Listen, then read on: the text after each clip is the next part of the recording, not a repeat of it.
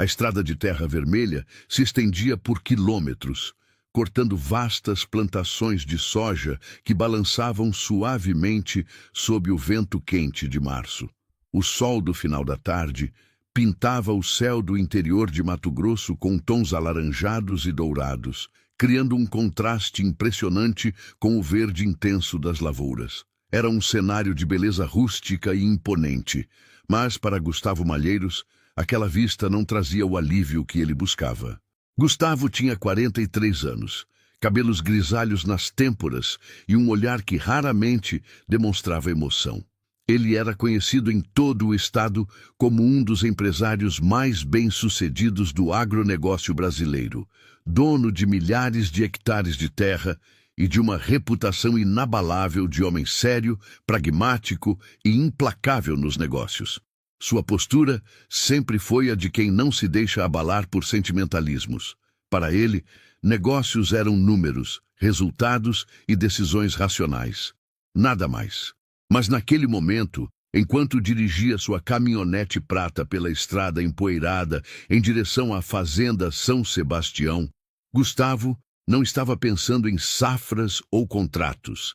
Ele estava fugindo das intermináveis discussões com os irmãos sobre a partilha da herança do pai, das cobranças da ex-esposa sobre pensão e visitas ao filho adolescente que mal lhe dirigia a palavra, e das pressões de investidores que queriam expandir negócios em áreas que ele considerava arriscadas demais.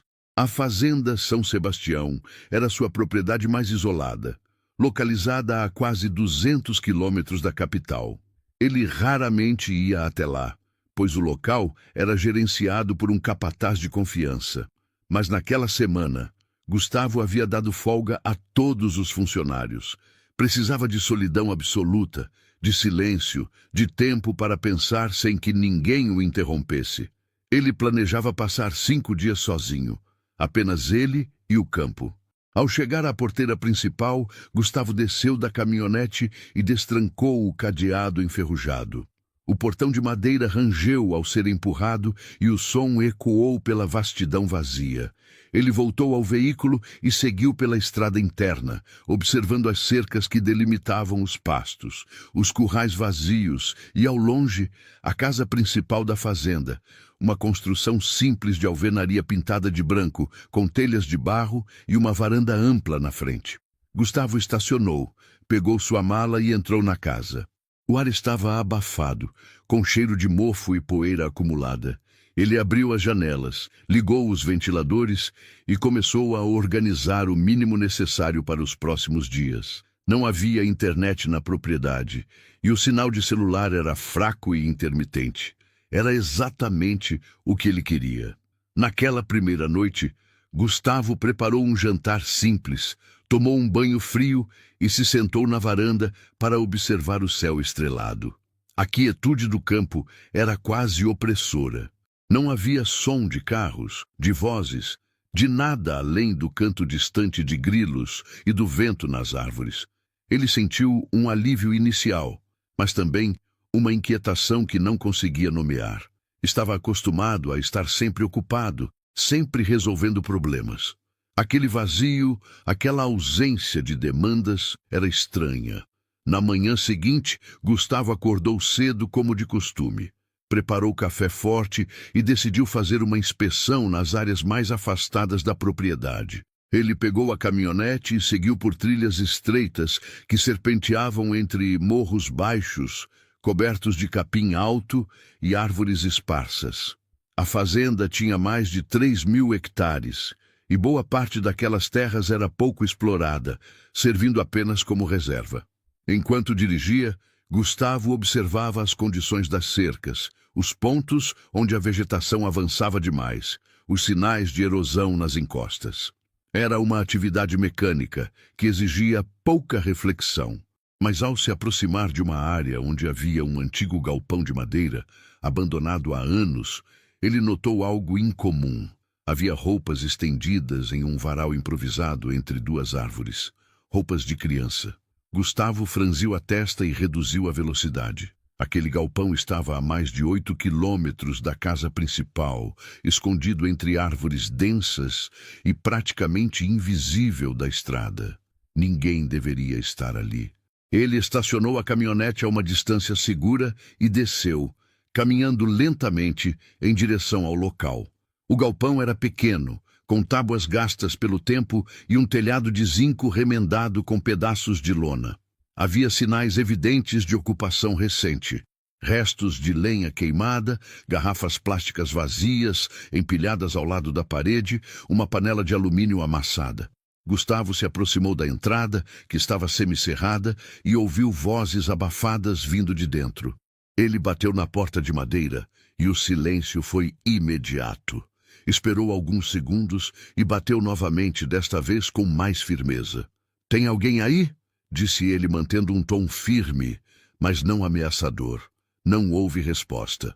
Gustavo empurrou a porta lentamente, e ela se abriu com um rangido prolongado. O interior do galpão era escuro e quente, iluminado apenas por frestas de luz que entravam pelas rachaduras nas paredes. Ele deu alguns passos para dentro e seus olhos se ajustaram à penumbra.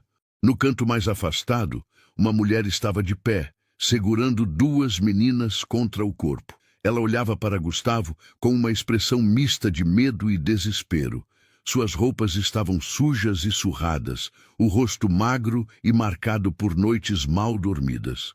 As duas meninas, que aparentavam ter entre 6 e 10 anos, estavam com os olhos arregalados, agarradas à mãe como se ela fosse a única proteção contra o mundo. Gustavo parou onde estava, mantendo as mãos visíveis. "Calma", disse ele, suavizando a voz. "Eu não vou fazer mal, mas preciso saber o que vocês estão fazendo aqui. Esta é minha propriedade." A mulher não respondeu de imediato. Ela continuou olhando para ele, avaliando, tentando decidir se podia confiar naquele homem. Finalmente, com a voz trêmula, ela disse: "Por favor, a gente não tem para onde ir. Eu só preciso de mais alguns dias. Eu prometo que a gente vai embora. Eu não queria invadir, mas não tinha escolha." Gustavo cruzou os braços, ainda mantendo distância. "Né? Como você chegou até aqui?" perguntou ele. A mulher baixou o olhar. "A pé. A gente andou muito, até achar esse lugar. Eu vi que não tinha ninguém, pensei que podia ficar escondida por um tempo." Gustavo analisou a situação. Aquela mulher e aquelas crianças não pareciam representar nenhum perigo. Mas ele também não era o tipo de pessoa que simplesmente aceitava invasões em sua propriedade. Ele precisava entender o que estava acontecendo. "Qual é o seu nome?" ele perguntou. "Adriana." "Adriana Peixoto. E essas são minhas filhas, Laura e Sofia. E por que você está fugindo, Adriana?" Adriana hesitou. Seus olhos se encheram de lágrimas, mas ela tentou manter a compostura na frente das filhas. "Porque se eu não fugisse, a gente estaria morta." Gustavo permaneceu em silêncio por alguns instantes, processando as palavras de Adriana. Ele não era homem de se comover facilmente, mas havia algo na expressão daquela mulher que o incomodava. Não era apenas medo. Era o tipo de pavor que vem de quem sabe que o perigo é real e iminente. Ele olhou ao redor do galpão novamente, notando os poucos pertences que elas tinham. Uma mochila rasgada, algumas roupas dobradas sobre um papelão que servia de cama, uma garrafa térmica velha. Era evidente que elas estavam ali há alguns dias, vivendo em condições miseráveis. "Vamos fazer o seguinte", disse Gustavo, mantendo o tom firme. "Vocês vão vir comigo até a casa principal. Vou preparar algo para as meninas comerem, e você vai me contar tudo. Não vou chamar a polícia agora, mas preciso saber exatamente com o que estou lidando. Entendeu?" Adriana assentiu, ainda com desconfiança. Ela pegou a mochila e segurou as mãos das filhas com força. Gustavo saiu na frente e indicou que elas o seguissem até a caminhonete. As meninas entraram no banco de trás, quietas e assustadas, enquanto Adriana sentou no banco do passageiro, olhando pela janela sem dizer nada. O trajeto até a casa foi silencioso. Gustavo observava a Adriana pelo canto do olho. Ela era jovem, provavelmente na casa dos 30 anos, mas aparentava carregar um peso muito maior do que sua idade sugeria. Suas mãos tremiam levemente enquanto seguravam a alça da mochila. Ao chegarem à casa, Gustavo estacionou e indicou que entrassem. Ele foi direto para a cozinha e começou a preparar sanduíches, café e suco. As meninas sentaram-se à mesa, ainda caladas, mas seus olhos seguiam cada movimento dele com uma mistura de curiosidade e cautela. Adriana ficou de pé, encostada na parede, observando. "Pode sentar", disse Gustavo sem olhar para ela. "E pode ficar tranquila. Se eu quisesse fazer alguma coisa, já teria feito." Adriana hesitou, mas acabou se sentando. Quando Gustavo colocou os pratos na frente das meninas, elas olharam para a mãe, esperando permissão. Adriana assentiu, e elas começaram a comer devagar, como se tivessem medo de que a comida desaparecesse. Gustavo preparou um café para si e para Adriana, depois se sentou do outro lado da mesa. "Agora você vai me contar tudo", disse ele olhando diretamente para ela. Desde o começo. Adriana respirou fundo e começou a falar. Ela morava em uma cidade do interior de Mato Grosso chamada Águas Claras, a cerca de 150 quilômetros dali. Ela trabalhava como auxiliar administrativa em uma empresa de transportes de médio porte, de propriedade de um empresário local chamado Hélio Dantas. O trabalho era estável, o salário era razoável. E Adriana conseguia sustentar suas filhas sozinha desde que o pai delas as havia abandonado anos atrás. Tudo parecia estar indo bem até que, cerca de 3 meses antes, Adriana começou a notar irregularidades nos documentos que passavam por suas mãos. Notas fiscais falsas, registros de cargas que nunca existiram, transações financeiras com valores discrepantes. No início, ela tentou ignorar, pensando que poderia ser apenas erro de digitação ou confusão de setores. Mas as inconsistências eram frequentes demais para serem acidentais. Certa tarde, Adriana ouviu uma conversa entre Hélio Dantas e outro homem, alguém que ela não reconheceu, mas que claramente tinha poder e influência. Eles falavam sobre mercadoria especial, rotas alternativas e pagamentos em dinheiro vivo. A conversa foi breve, mas suficiente para que Adriana entendesse que a empresa estava envolvida em algo ilegal. Muito provavelmente, contrabando ou transporte de mercadorias ilícitas. Adriana ficou apavorada, mas tentou continuar trabalhando normalmente, fingindo que não sabia de nada. No entanto, alguns dias depois, Hélio a chamou em sua sala. Ele foi direto ao ponto. Sabia que ela tinha ouvido coisas que não deveria, e agora ela tinha 2 opções. Ou continuava trabalhando e mantinha a boca fechada, ou enfrentaria as consequências. Adriana sentiu o sangue gelar. Ela não era ingênua. Sabia que consequências significava ameaça real. Mas ela também não conseguia continuar sendo cúmplice de algo que sabia ser errado. Então, em um ato de desespero e coragem, ela reuniu todos os documentos comprometedores que conseguiu e os levou à polícia de Águas Claras. A denúncia foi feita anonimamente, mas Adriana sabia que não adiantaria muito. Hélio Dantas tinha conexões profundas na cidade. Ele pagava propina a autoridades locais, tinha amizade com vereadores, com delegados, com gente importante. Era apenas questão de tempo até que ele descobrisse quem o havia denunciado. E foi exatamente isso que aconteceu. 3 dias depois da denúncia, Adriana começou a receber ligações anônimas no meio da noite, mensagens de texto com ameaças diretas. "Você cometeu um erro grave. Suas filhas vão pagar pelo que você fez. Você deveria ter ficado calada."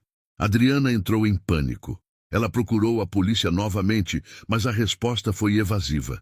Disseram que iriam investigar, mas ela percebeu nos olhares dos policiais que eles sabiam exatamente quem estava por trás das ameaças e não fariam nada. Então, em uma noite fria de junho, Adriana ouviu batidas violentas na porta de sua casa. Ela acordou assustada, pegou as filhas e as escondeu no armário do quarto. Pela janela, viu 2 homens na frente da casa. Eles não estavam tentando arrombar a porta, mas estava claro que estavam ali para intimidar. Adriana não esperou para ver o que aconteceria. Ela pegou o pouco dinheiro que tinha, enfiou algumas roupas em uma mochila, pegou as filhas e fugiu pela porta dos fundos. Elas saíram correndo pela madrugada, atravessaram terrenos baldios, caminharam por estradas de terra, pegaram caronas com caminhoneiros, dormiram em pontos de ônibus. Durante dias, Adriana não teve destino certo, apenas a certeza de que precisava se afastar o máximo possível de Águas Claras. Foi assim que elas chegaram até a fazenda São Sebastião. Adriana viu o portão aberto, percebeu que o lugar estava vazio e decidiu que aquele seria o refúgio temporário para suas filhas. Ela sabia que era invasão de propriedade, mas naquele momento a sobrevivência das meninas era tudo o que importava. Gustavo ouviu tudo em silêncio. Quando Adriana terminou de falar, ela estava com os olhos marejados, mas não chorou. Ela apenas olhava para ele, esperando alguma reação. Gustavo passou a mão pelo rosto, sentindo o peso da situação. Ele não havia vindo para a fazenda para se envolver em problemas de outras pessoas. Ele tinha seus próprios dilemas, suas próprias batalhas. Mas agora, de repente, ele estava no meio de algo que poderia colocá-lo em risco. Você tem certeza de que essas pessoas ainda estão procurando por você? Perguntou Gustavo. Eu tenho certeza, respondeu Adriana com convicção. Hélio Dantas não é o tipo de homem que esquece. Ele vai me procurar até me encontrar. E quando encontrar... Ela parou, olhando para as filhas que agora estavam encostadas uma na outra, quase dormindo na cadeira. Eu não sei o que ele vai fazer. Gustavo se levantou e caminhou até a janela. Ele olhou para a imensidão das terras ao redor, para o silêncio do campo que agora parecia muito mais perturbador do que reconfortante. Ele sabia que tinha 3 opções. A primeira era simplesmente entregar Adriana às autoridades e se livrar daquele problema. A segunda era deixá-las ir embora e fingir que nunca as viu. A terceira era protegê-las, sabendo que isso poderia trazer consequências sérias para ele. Gustavo Malheiros sempre foi um homem de decisões racionais, mas pela primeira vez em muito tempo, ele sentiu que a decisão certa não era a mais lógica. Gustavo passou a noite inteira pensando.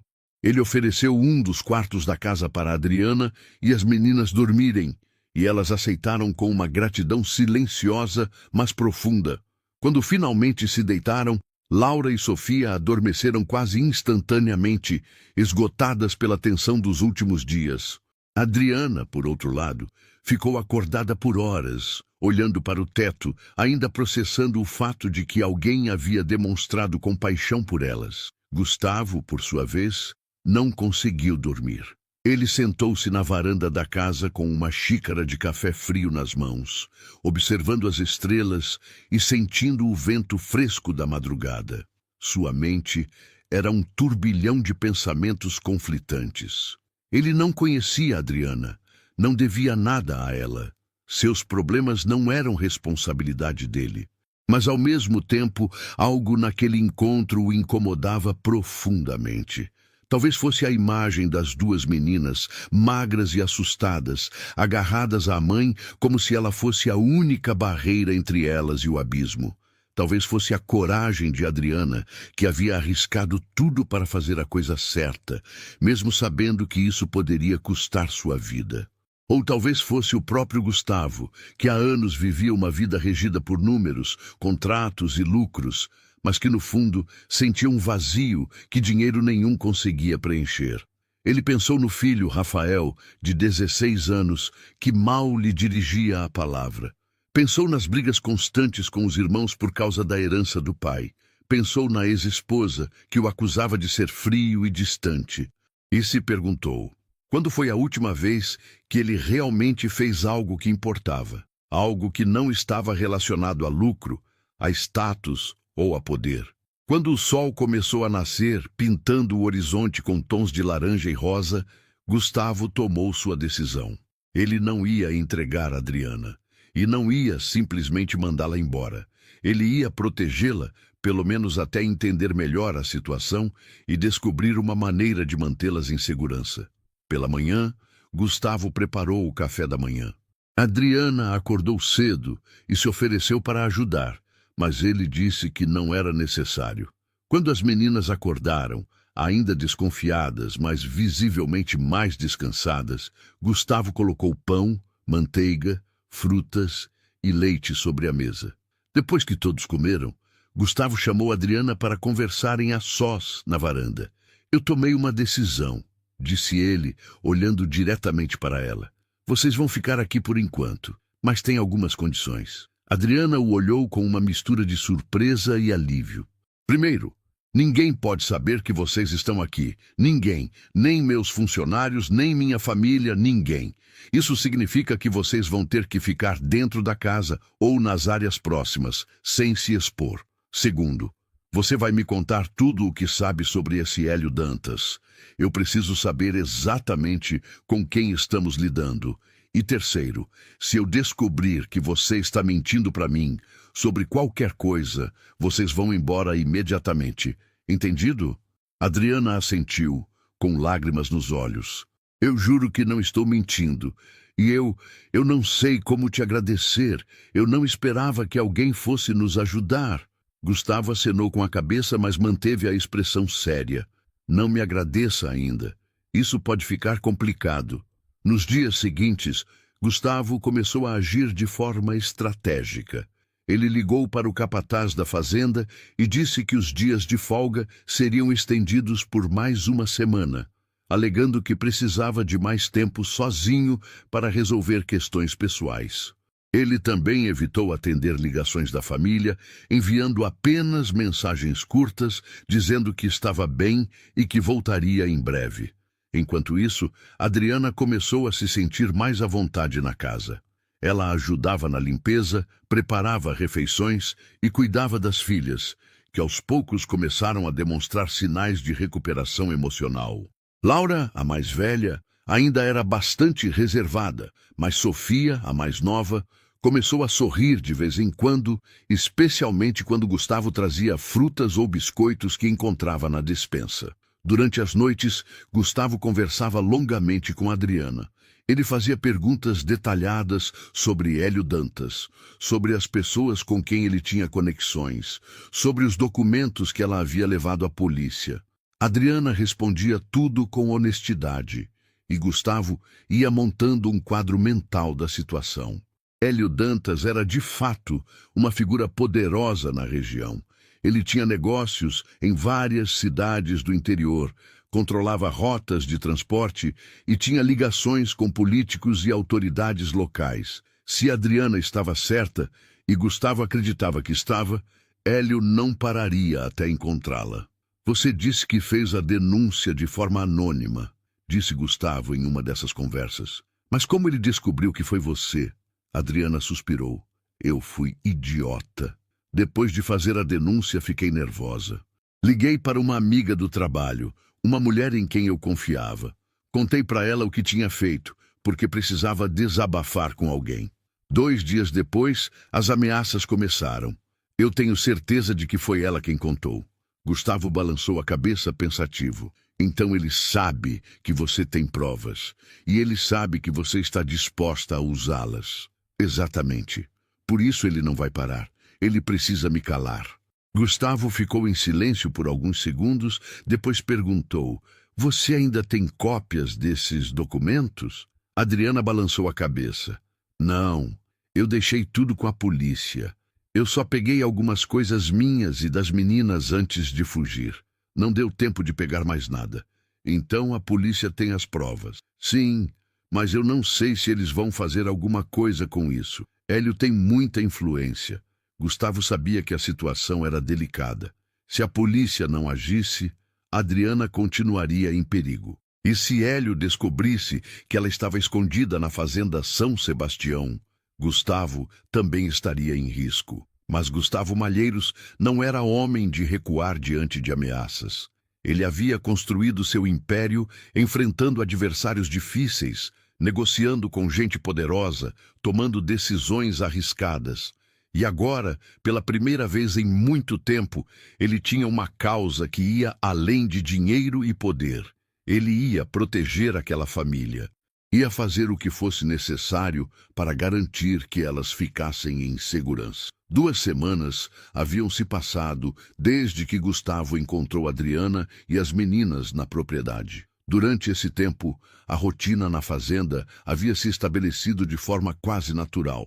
Adriana cuidava da casa, preparava as refeições e mantinha as filhas entretidas com brincadeiras simples e histórias inventadas. Laura e Sofia, por sua vez, começaram a demonstrar sinais de recuperação. Sofia voltou a rir com frequência, corria pelo quintal da casa e perguntava a Gustavo sobre os animais da fazenda. Laura, embora ainda reservada, passou a ajudar a mãe nas tarefas e ocasionalmente conversava com Gustavo sobre assuntos cotidianos. Gustavo, que nunca havia sido um homem dado a afetos ou demonstrações de carinho, se pegou observando as meninas com uma atenção que ele próprio não compreendia completamente. Havia algo naquela dinâmica, naquela presença feminina e infantil, que suavizava o ambiente pesado de sua própria existência. Ele começou a se lembrar de momentos esquecidos com o próprio filho, quando Rafael ainda era criança e o admirava, antes que a distância e as ausências transformassem a relação em algo frio e protocolar.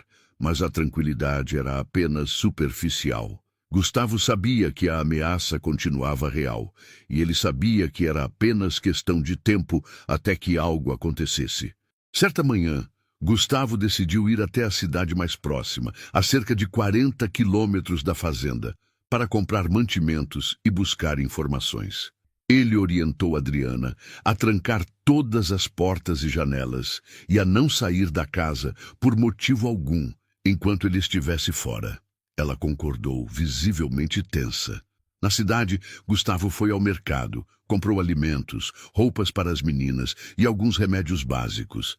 Mas seu verdadeiro objetivo era outro. Ele foi até um bar conhecido por ser frequentado por caminhoneiros, funcionários de empresas de transporte e gente que conhecia os bastidores da região. Gustavo se sentou no balcão, pediu um café e começou a conversar casualmente com o atendente. Depois de alguns minutos de conversa trivial, ele mencionou o nome de Hélio Dantas, fingindo interesse em fazer negócios com a empresa dele. A reação do atendente foi imediata.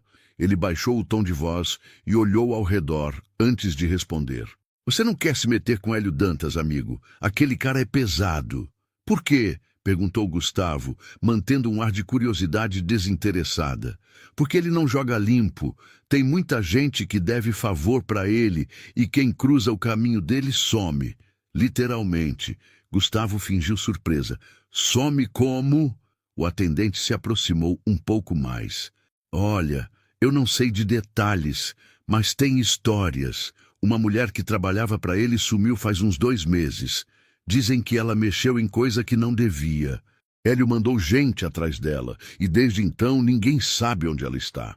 Tem quem diga que ela fugiu para outro estado. Tem quem diga que ela está morta. Mas o fato é que ele não para até encontrar quem ele quer encontrar. Gustavo sentiu um arrepio percorrer a espinha. A mulher que o atendente mencionava era, sem dúvida, Adriana. E a polícia não faz nada? Perguntou Gustavo. O atendente deu uma risada sem humor. A polícia aqui? Metade dele está no bolso do Hélio. Os outros têm medo dele. Ninguém vai fazer nada. Gustavo agradeceu pela conversa, pagou e saiu do bar. Ele voltou para a caminhonete e ficou sentado por alguns minutos pensando. A situação era mais grave do que ele imaginava. Hélio Dantas não era apenas um empresário corrupto. Ele era um homem perigoso, com recursos, conexões e disposição para usar violência. Gustavo sabia que precisava agir rápido, mas ele também sabia que não podia fazer isso sozinho. Ele pegou o celular e ligou para um velho amigo, Roberto Machado, um advogado criminalista de Cuiabá, que já havia o ajudado em questões jurídicas complexas no passado. Roberto era conhecido por sua competência, discrição e por não ter medo de enfrentar casos difíceis. Roberto, sou eu, Gustavo Malheiros. Preciso falar com você sobre uma situação urgente. Gustavo, quanto tempo? O que está acontecendo?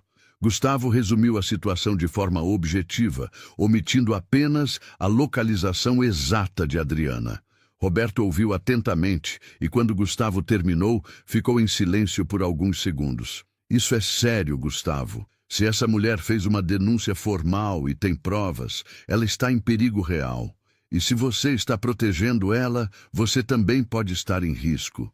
Eu sei, mas eu não posso simplesmente abandoná-la. E eu preciso saber, existe uma maneira de garantir a segurança dela sem que isso exploda na minha cara.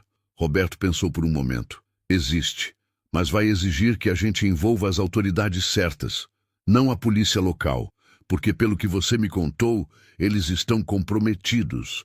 Mas eu posso acionar contatos no Ministério Público Federal. Se essa denúncia envolver crimes federais, como lavagem de dinheiro ou transporte de mercadorias ilícitas, eles têm jurisdição. E eles têm poder para oferecer proteção à testemunha. Quanto tempo isso vai levar? Alguns dias, no mínimo. Eu preciso reunir informações, preparar um relato formal e apresentar o caso. Enquanto isso, você precisa manter essa mulher e as filhas dela escondidas e seguras. Eu vou fazer isso, mas preciso que você haja rápido, Roberto. Pode deixar. Eu entro em contato assim que tiver algo concreto. Gustavo desligou o telefone, sentindo um alívio parcial. Pelo menos agora havia um plano em andamento, mas ele sabia que ainda havia um longo caminho pela frente. Ele voltou para a fazenda no final da tarde. Quando estacionou a caminhonete na frente da casa, Adriana abriu a porta, claramente aliviada ao vê-lo. Eu estava preocupada, disse ela. Está tudo bem. Eu trouxe mantimentos e algumas coisas para as meninas. Gustavo descarregou as compras e entregou as roupas novas para Laura e Sofia, que receberam com sorrisos tímidos. Adriana agradeceu repetidamente, mas Gustavo apenas acenou com a cabeça, como se fosse algo natural. Naquela noite, depois que as meninas foram dormir, Gustavo contou a Adriana sobre a conversa que teve no bar e sobre o contato com Roberto Machado. Adriana ouviu tudo com atenção e, pela primeira vez desde que ele a conhecera, ela esboçou um sorriso genuíno de esperança. Você realmente acredita que eles vão nos proteger?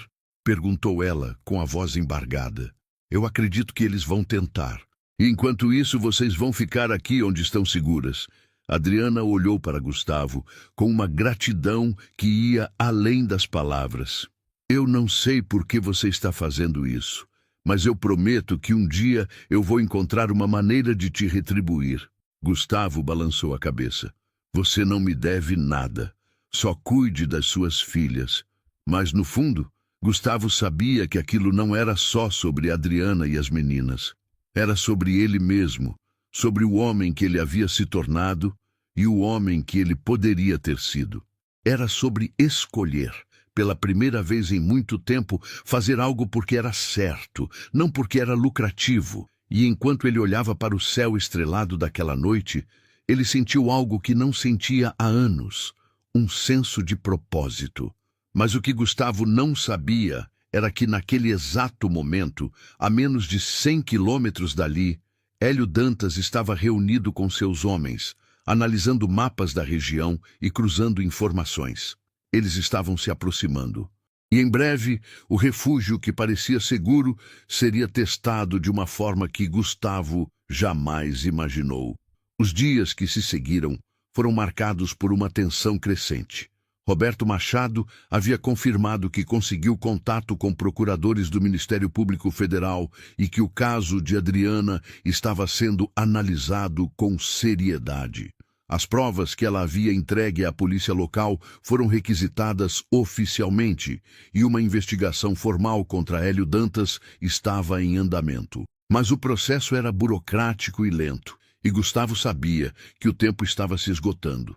Adriana, por sua vez, tentava manter a normalidade para as filhas. Ela inventava histórias, brincava com elas no quintal e fingia que tudo estava bem.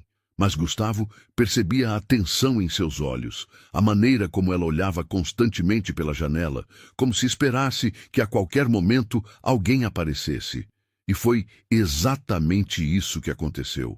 Era uma tarde de setembro, quente e abafada. Gustavo estava na varanda, consertando uma cerca que havia se soltado perto da casa, quando ouviu o som inconfundível de veículos se aproximando. Ele largou as ferramentas e olhou em direção à estrada de terra. Duas caminhonetes pretas estavam vindo em alta velocidade, levantando uma nuvem de poeira vermelha atrás delas. O coração de Gustavo disparou. Ele sabia, instintivamente, que aqueles não eram visitantes comuns. "Adriana!" gritou ele, correndo em direção à casa. "Pega as meninas e vai para o quarto dos fundos, agora!" Adriana não questionou.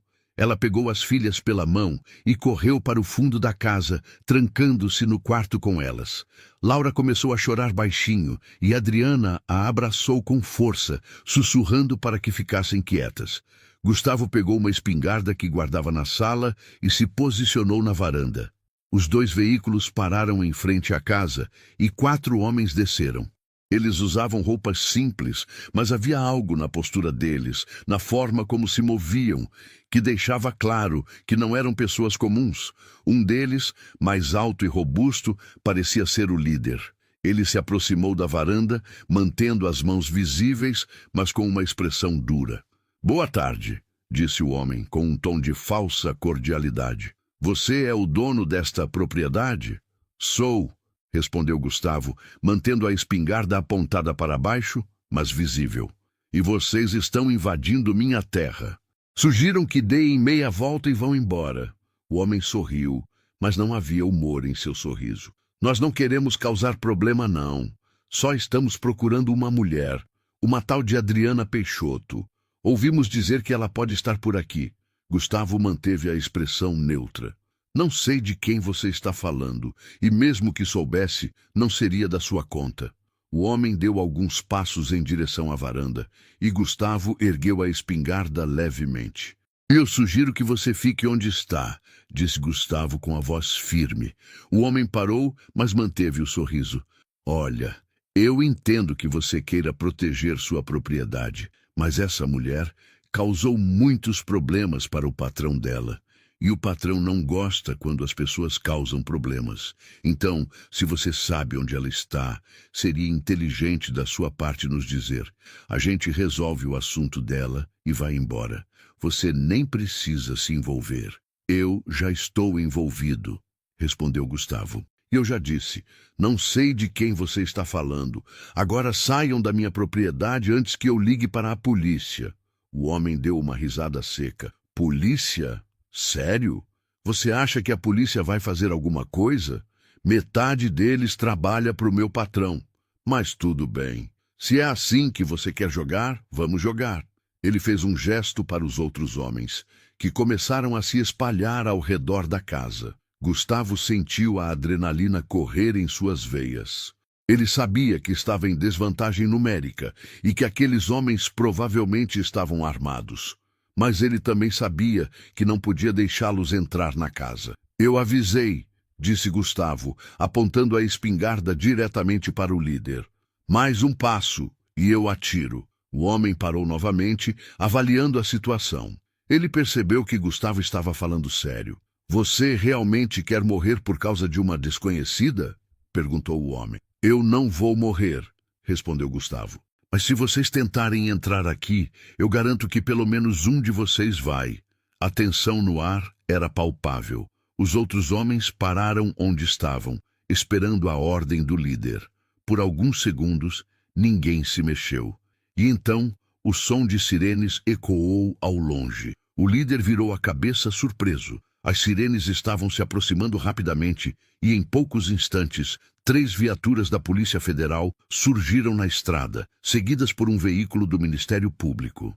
Os homens de Hélio Dantas ficaram estáticos, claramente não esperando aquela reviravolta. Os policiais federais desceram dos veículos com armas em punho, ordenando que os 4 homens se jogassem no chão. Eles obedeceram imediatamente, sabendo que não tinham chance contra a força policial. Gustavo abaixou a espingarda, respirando aliviado. Um dos procuradores do Ministério Público se aproximou dele. Senhor Malheiros, sou o doutor Paulo Henrique, procurador federal. Recebemos informações do advogado Roberto Machado de que a testemunha Adriana Peixoto estava sob sua proteção e que poderia estar em risco. Viemos o mais rápido possível. Gustavo assentiu, ainda processando o que havia acontecido. Ela está dentro da casa, com as filhas. O procurador acenou para os policiais e 2 deles entraram na casa para garantir a segurança de Adriana e das meninas. Momentos depois, Adriana saiu, segurando as filhas com os olhos arregalados de alívio e medo ao mesmo tempo. Está tudo bem agora, disse o procurador com gentileza. Vocês estão seguras. Vamos levá-las para um local protegido enquanto a investigação contra Hélio Dantas continua. Ele e seus associados serão processados e você terá toda a proteção necessária. Adriana começou a chorar, abraçando as filhas com força. Gustavo se aproximou dela. Você vai ficar bem, disse ele suavemente. Agora você tem a proteção que precisa. Adriana olhou para Gustavo, com lágrimas escorrendo pelo rosto. Eu nunca vou esquecer o que você fez por nós. Nunca. Gustavo apenas assentiu, sem saber o que dizer. Nas semanas que se seguiram, a investigação contra Hélio Dantas avançou rapidamente. As provas fornecidas por Adriana foram suficientes para que ele fosse preso, junto com vários de seus associados, incluindo policiais e autoridades corruptas. A história ganhou repercussão na região, e Adriana passou a ser reconhecida como a mulher corajosa que enfrentou um esquema criminoso poderoso. Adriana e as filhas foram realocadas para outra cidade, sob um novo programa de proteção a testemunhas.